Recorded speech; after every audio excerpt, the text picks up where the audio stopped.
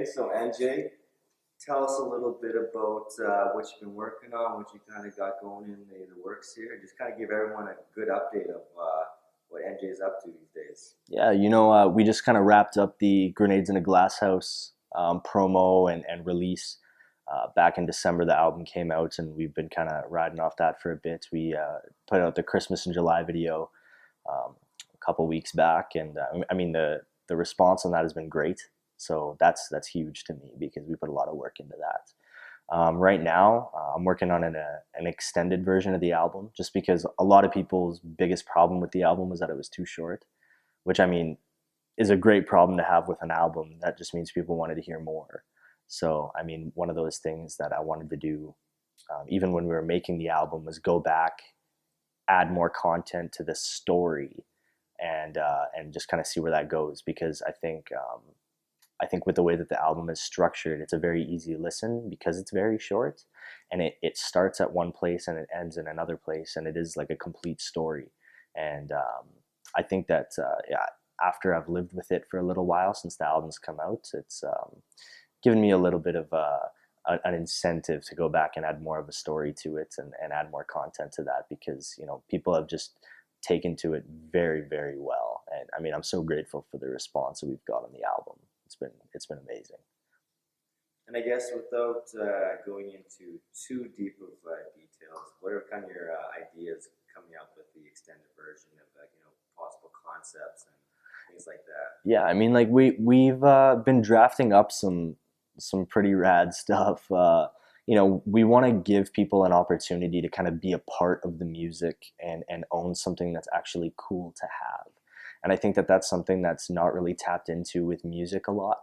And I kind of compare it to like movies. I have special edition Blu-ray of the Dark Knight movies or the Star Wars movies or Lord of the Rings or like just nerdy stuff, but my favorite movie franchises, and you can buy all the collector's editions with the art books and the making of bonus features and all that kind of stuff, but nobody really does that for music anymore. And I think that maybe it's just because the art of selling music physically is something that isn't really done a whole lot anymore. It's more like, how many people can we get to listen to this through streams? How can we push this to people in the most convenient way possible?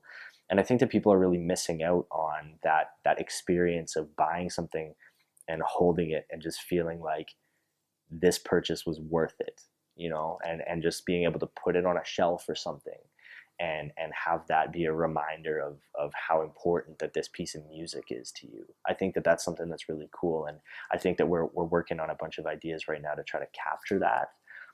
In terms of what we want to do for the extended album, there's a lot of songs on my first album that I think a lot of newer listeners haven't really had a chance to hear or take in. And those are songs that I feel like should be listened to by more people. And so, we're going to try to incorporate some of the older music with some of the newer music and do it in a clever way. Like I just put out, the new single Victory Lap.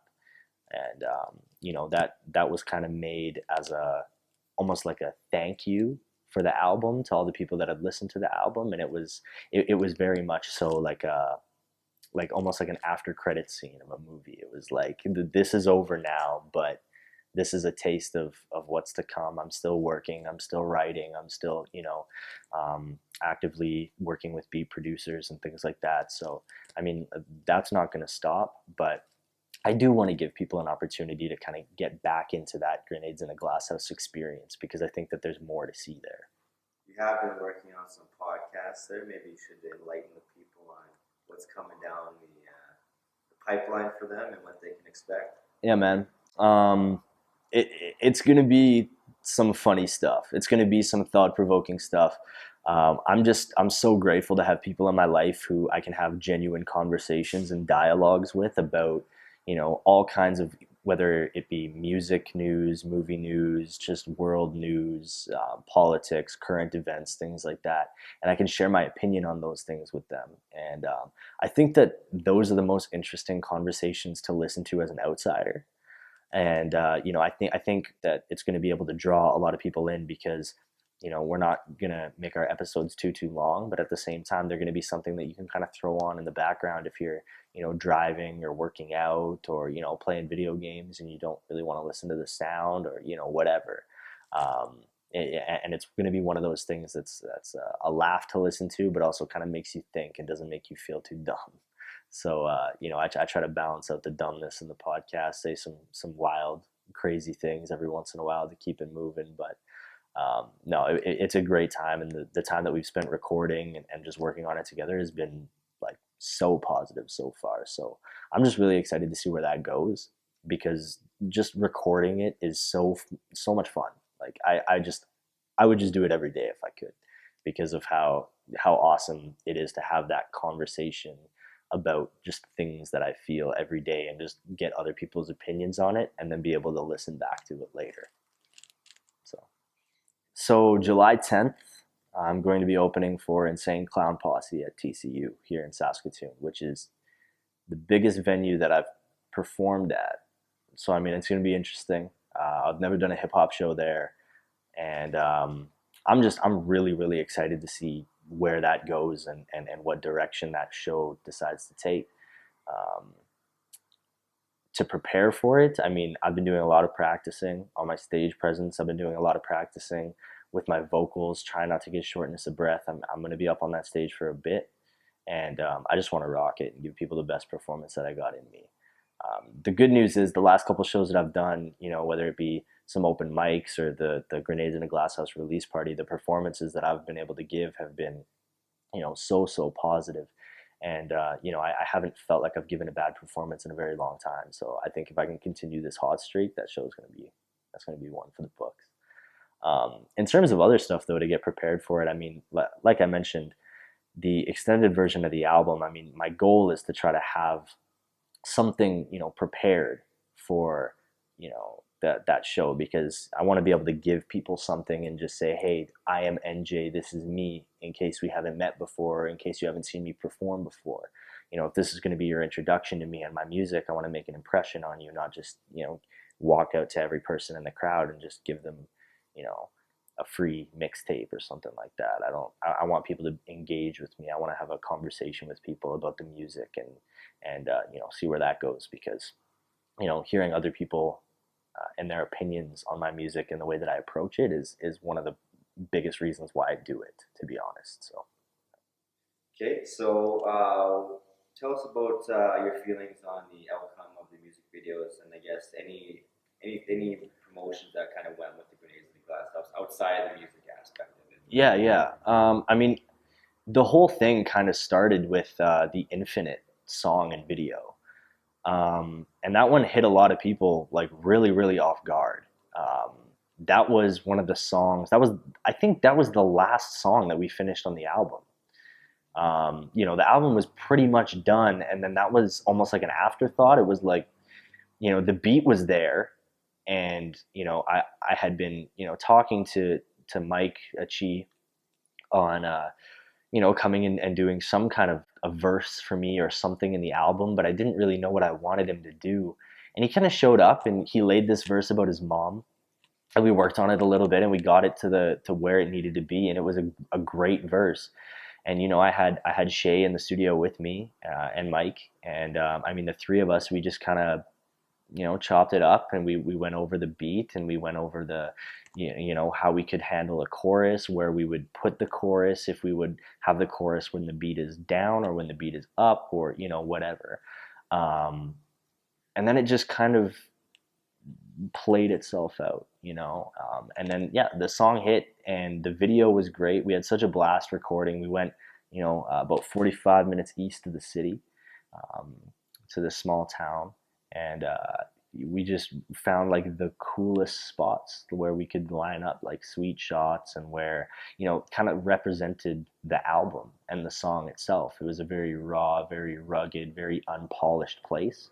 You had broken down RVs, you had this abandoned road, you had the train yard, with these trains just completely stagnant, not moving, and it was very cool, very cool atmosphere.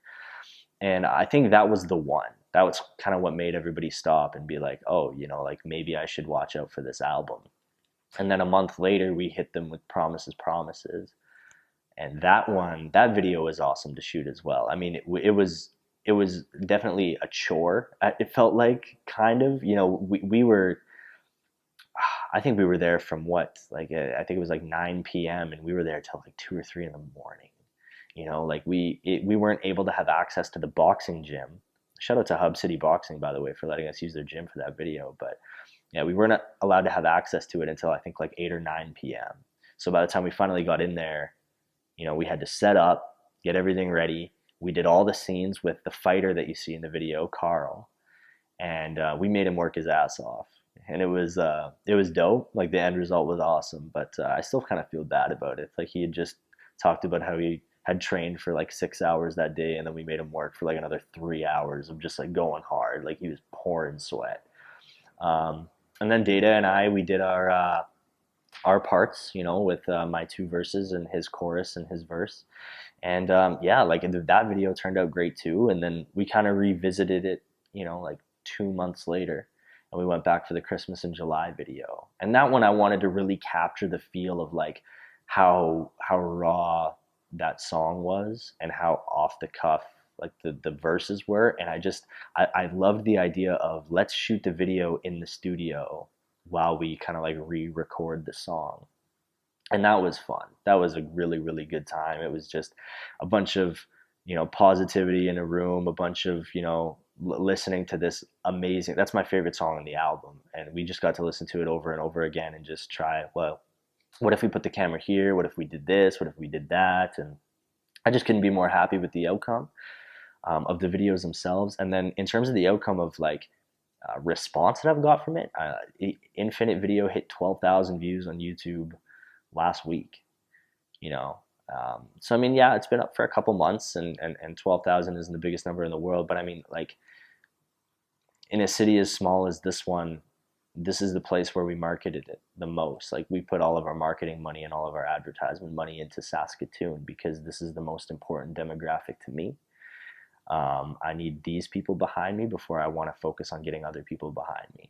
And I just think that the way that people responded to it and the way it got shared around, and, you know, the fact that I still have people hit me up and just say, hey man, like, this Infinite song, like, this is great, you know, like, I really love this. That Shaylin girl has an amazing voice. That Mike guy is, you know, really funny. Like, you know, he seems like a really cool dude to hang out with. And honestly, the artists that I was able to work with, the people that have been supporting, and just everybody in general who's been here for the Grenades in a Glass House process has made the whole thing just like a dream come true. And I'm just so happy that it panned out the way that it did.